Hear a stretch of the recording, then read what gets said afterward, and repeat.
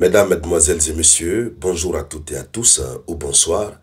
Vous êtes la bienvenue, encore une fois, ici sur la tribune d'éveil des consciences. Alors, ça fait la une de l'actualité internationale. Le monde se demande, notamment le monde africain. On se pose la question de savoir, mais Donald Trump se croit qui? Il se croit qui? Il se prend pour qui? Ce qui est en train de se passer entre les États-Unis d'Amérique et l'Iran doit attirer l'attention du monde entier, mais plus particulièrement de nos sœurs et frères de l'Afrique. Les gens doivent s'intéresser et comprendre comment le monde est en train de fonctionner. Et c'est ce qui permettrait à l'Afrique de prendre les décisions qui sont les bonnes. C'est pourquoi, avant de poursuivre la vidéoconférence, je demande à toutes et à tous de partager cette vidéoconférence au maximum. Faites votre mieux possible pour que nos frères, nos sœurs de l'Afrique reçoivent cette vidéoconférence et suivent la vidéoconférence jusqu'à la fin. N'oubliez pas de mettre des j'aime, cela donne du poids à la vidéoconférence.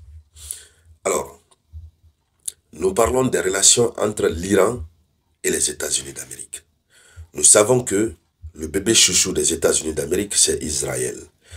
Et la situation entre Israël et l'Iran, nous connaissons aussi. Mais cette fois-ci, Donald Trump est sorti.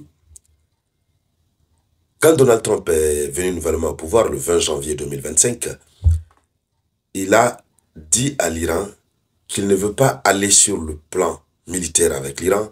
Il préfère conclure un accord avec l'Iran. Et cet accord va porter sur quoi? Sur la dénucléarisation de l'Iran. Il faudrait que l'Iran arrête son programme nucléaire. Nous parlons de l'Iran. Ouvrez bien les yeux. Nous parlons de l'Iran. Et l'Iran est un pays souverain. Ce n'est pas un pays qui est sous la colonisation des États-Unis d'Amérique pour recevoir des ordres de l'Amérique. C'est un pays souverain qui est libre de développer des programmes qu'il veut. À l'image des États-Unis d'Amérique, qui eux aussi ont développé des programmes comme bon leur semblait. Les États-Unis ont développé des programmes nucléaires. Aujourd'hui, les États-Unis se targuent, se tapent la poitrine, se sentent heureux de dire que eux, ils sont une puissance mondiale puisque c'est un État nucléaire.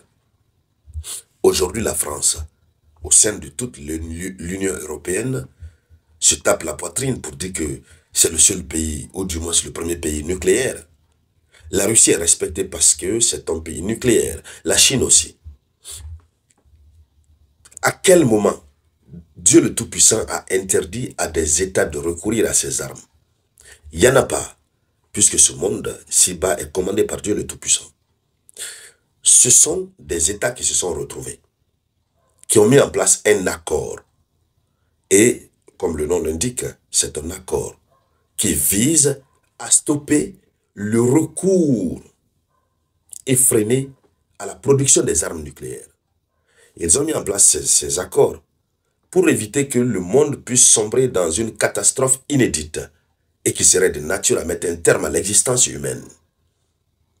C'était un accord que d'autres nations ont violé, telles que les États-Unis d'Amérique et autres. Alors, à tort ou à raison, si aujourd'hui l'Iran décide de s'armer, mais les États-Unis d'Amérique ont quoi à voir dans ça? Donald Trump avait dit qu'il allait passer par la voie diplomatique. On avait animé des vidéoconférences là-dessus ici. Mais pas plus tard que dans la soirée du dimanche 30 mars 2025, Donald Trump a déclaré sur les ondes d'un média, je crois que c'est CNN, il dit que si l'Iran refuse d'aller dans les négociations pour un accord afin que l'Iran abandonne son programme de nucléarisation, l'Amérique serait obligée de bombarder l'Iran. Vous imaginez? Sur la base de quel droit? Quand nous prenons le droit international dans son entier, lorsque nous prenons le droit international dans son intégralité, je souhaiterais des spécialistes qui sont là, mes collègues professeurs de droit, internationales qui sont là, qu'ils puissent me donner au moins un article d'une convention internationale, un article, un élément du droit international qui donne le droit à un État comme l'Amérique de bombarder un autre, même pas de bombarder, mais de penser recourir au bombardement d'un autre État lorsque cet État refuse de conclure un accord avec lui. La Convention sur le non-recours à la prolifération des armes nucléaires. Est-ce que, à l'intérieur de cette convention, il est prévu que si un État s'entête de se nucléariser, l'Amérique peut bombarder cet État? Il n'y en a pas. Ça n'existe pas, chères dames, chers messieurs. Chers compatriotes, concitoyens, africaines et africains, ça n'existe nulle part. Il faudrait qu'on soit très clair là-dessus. Ça n'existe pas. Mais c'est parce que, évidemment, ils ont décidé de faire fonctionner le monde sous leurs genoux, sous leurs pieds. C'est-à-dire, ils se croient les seuls maîtres du monde. Et ce qu'ils veulent, c'est ce qui doit être fait. Soit ils vous disent, bon, on fait un accord. Tu refuses, je te bombarde.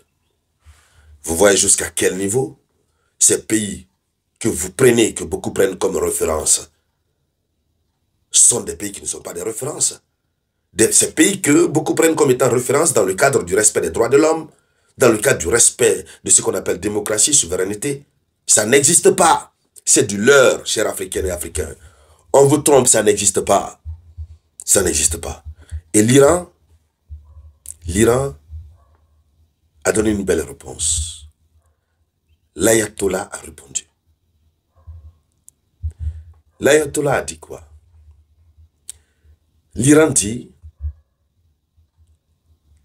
que le pays n'a pas un programme de développement nucléaire. Et depuis très fort longtemps d'ailleurs, l'Iran le dit. Mais si l'Amérique insiste, le pays n'aura d'autre choix que de recourir à l'arme nucléaire pour se défendre. Puisque le pays ne sait pas pourquoi l'Amérique veut le bombarder. Puisque eux-mêmes ont toujours dit qu'ils n'ont pas de programme nucléaire. Ce que Donald Trump dit, ce n'est pas vrai. Mais en réalité, mesdames, mesdemoiselles et messieurs, je vous demande de partager cette vidéoconférence.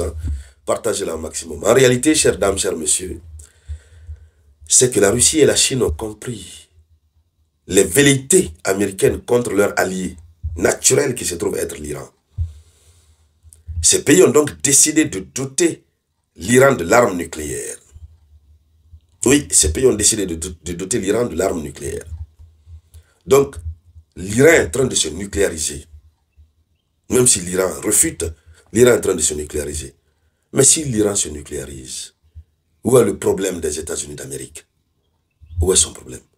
C'est-à-dire, l'Amérique veut que, évidemment, qu'on dise c'est elle la seule grande puissance. Toutes les autres nations du monde qui tenteraient de se recourir à cette arme fatale qui serait de nature à les rendre puissantes, l'Amérique s'oppose. Elle veut rester seule maître du monde. C'est ça la vérité. Et c'est pourquoi nous, Africaines et Africains, nous devons ouvrir les yeux, chères dames, chers messieurs. Nous devons comprendre comment ce monde est en train de fonctionner. C'est pourquoi quand nous faisons des vidéoconférences, lorsque nous prenons le temps de faire ces vidéoconférences et que les gens ne partagent pas, ça me fait très mal. Ça me fait très mal. Nous, les Africains d'hier et d'aujourd'hui, ce n'est pas la même chose. Nous devons ouvrir les yeux, nous devons comprendre le fonctionnement de ce monde. C'est ce qui nous permet de faire asseoir notre conviction, notre intime conviction, et de prendre, c'est-à-dire d'avoir notre propre opinion sur les questions mondiales et de prendre les décisions qui sont les bonnes concernant nos différentes nations. Vous savez, ils nous ont toujours menti. Ils se sont toujours servis du mensonge pour nous maintenir dans la désinformation, dans l'ignorance totale. Et lorsqu'un peuple vit dans l'ignorance, même pas un peuple, toute personne qui vit dans l'ignorance est simplement ignorante, ne peut rien apporter de concret.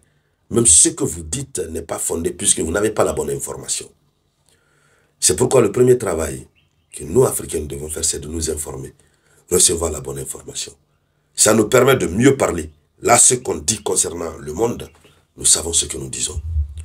C'est pourquoi j'encourage tout le monde à continuer à partager nos vidéoconférences, à inviter nos autres frères de l'Afrique qui ne sont pas encore là, à nous rejoindre dans cette lutte. Alors, c'était là la une de l'actualité. Je vais vous revenir là-dessus s'il y a de nouvelles situations. Merci donc de partager cette vidéoconférence au maximum. Je vous reviens tout à l'heure avec de nouvelles actualités. C'était la voix de votre unique samouraï.